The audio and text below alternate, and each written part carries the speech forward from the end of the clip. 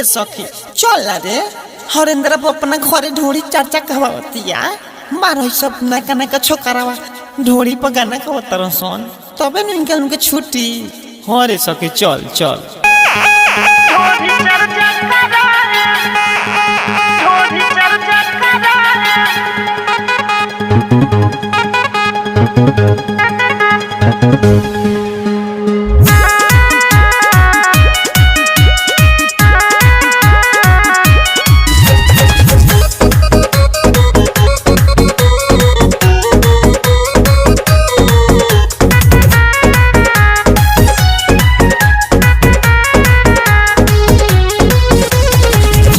बदन में लहू के एक गोंगरे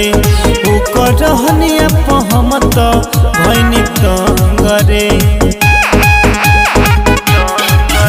कि पूरा बदन में लहू के एक गोंगरे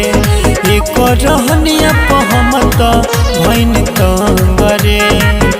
पीछा पड़ल छोड़ दीता एक इच्छा से लड्डू चढ़ाए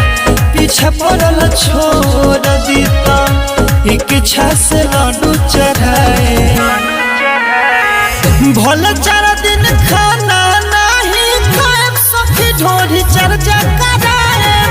ढोरिए पसंद सर लगाए सखी ढोरी चर्चा कराए मानत नहीं खेनुई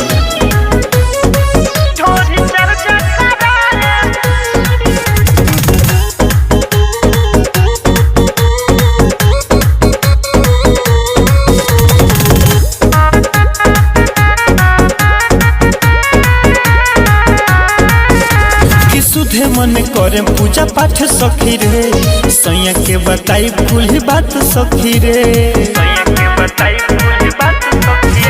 कि सुधे मन करे पूजा पाठ सखी रे सैया के बताई भूल बात सखी रे ढोरी वाला फोटो निकलवाई सब कर चौका बैठवा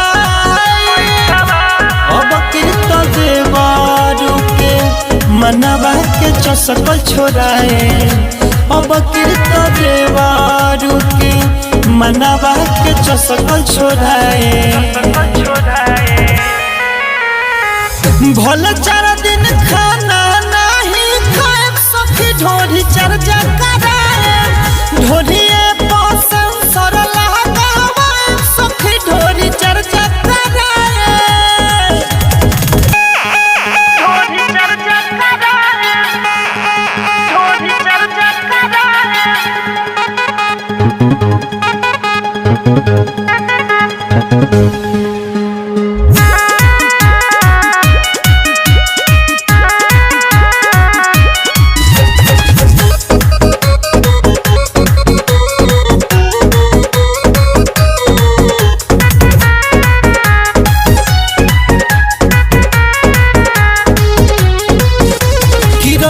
राकेश के बोलाई ले बानी नीतीश के फोनवा लगाई दिले बानी रसिया राकेश के बोलाई ले बानी नीतीश के फोनवा लगाई दिले बानी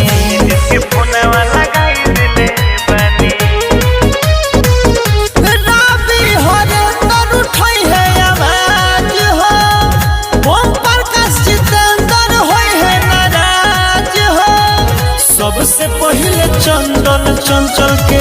घसीटिए के कोट ले जाए सबसे पहले चंदन चंचल के घसीटिए के कोट ले जाए भल 4